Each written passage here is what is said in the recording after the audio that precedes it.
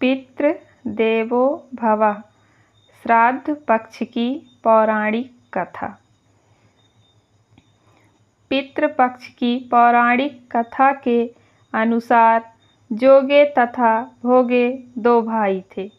दोनों अलग अलग रहते थे। जोगे धनी था और भोगे निर्धन। दोनों में परस्पर बड़ा प्रेम था।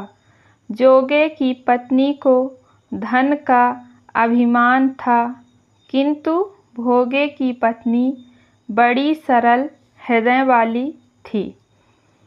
पितृपक्ष आने पर जोगे की पत्नी ने उससे पितरों का श्राद्ध करने के लिए कहा, तो जोगे इसे व्यर्थ का कार्य समझकर टालने की चेष्टा करने लगा, किंतु उसकी पत्नी समझती थी कि यदि ऐसा नहीं करेंगे तो लोग बातें बनाएंगे, फिर उसे अपने मायके वालों को दावत पर बुलाने और अपनी शान दिखाने का यह उचित अवसर लगा।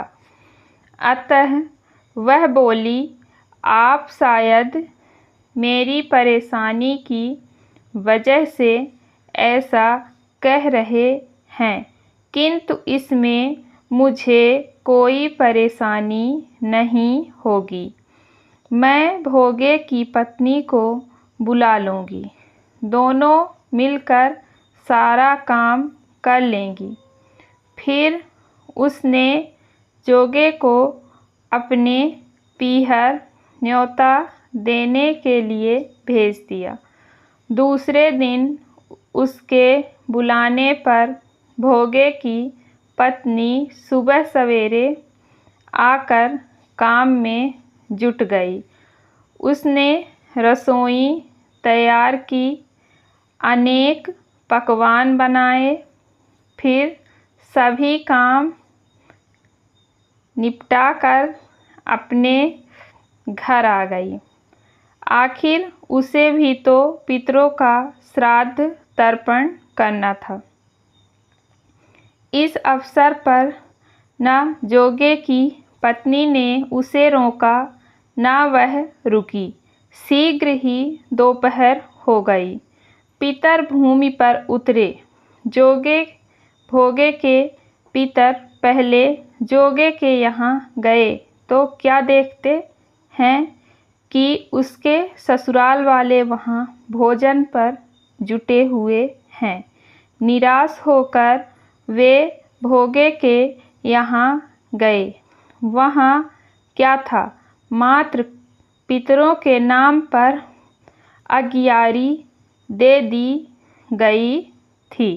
पितरों ने उसकी राख चाटी और भूखे ही नदी के तट पर जा पहुँचे।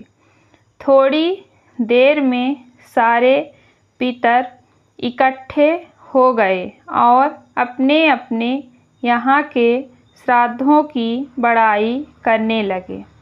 जोगे भोगे के पितरों ने भी अपनी आप बीती सुनाई। फिर वे सोचने लगे, अगर भोगे समर्थ होता तो शायद उन्हें भूखा न रहना पड़ता, मगर भोगे के घर में तो 2 जून की रोटी भी खाने को नहीं थी। यही सब सोचकर उन्हें भोगे पर दया आ गई। अचानक वे नाच नाच कर गाने लगे, भोगे के घर धन हो जाए, भोगे के घर धन हो जाए। सांझ होने को हुई। भोगे के बच्चों को कुछ भी खाने को नहीं मिला था। उन्होंने माँ से कहा, भूख लगी है। तब उन्हें टालने की गरज से भोगे की पत्नी ने कहा, जाओ आंगन में हौदी औंधी रखी है, उसे जाकर खोल लो और जो कुछ मिले बाँट कर खा लेना। बच्चे वहाँ पहुँचे तो क्या देखते हैं कि हौदी मोहरों से भरी पड़ी है। वे दौड़े दौड़े माँ के पास पहुँचे और उसे सारी बातें बताई। आंगन में आकर भोगे की पत्नी ने यह सब कुछ देखा तो वह भी हैरान रह गई। इस प्रकार भोगे भी धनी हो गया, मगर धन पाकर वह घमंडी नहीं हुआ। दूसरे साल का पितृपक्ष आया। श्राद्ध के दिन भोगे की स्त्री ने 56 प्रकार के व्यंजन बनाए, ब्राह्मणों को बुलाकर श्राद्ध किया, भोजन कराया, दक्षिणा दी। जेठ जेठानी को सोने चांदी के बर्तनों में भोजन कराया। इससे पितर बड़े प्रसन्न तथा तृप्त हुए। बोलिए पितृदेवता की जय।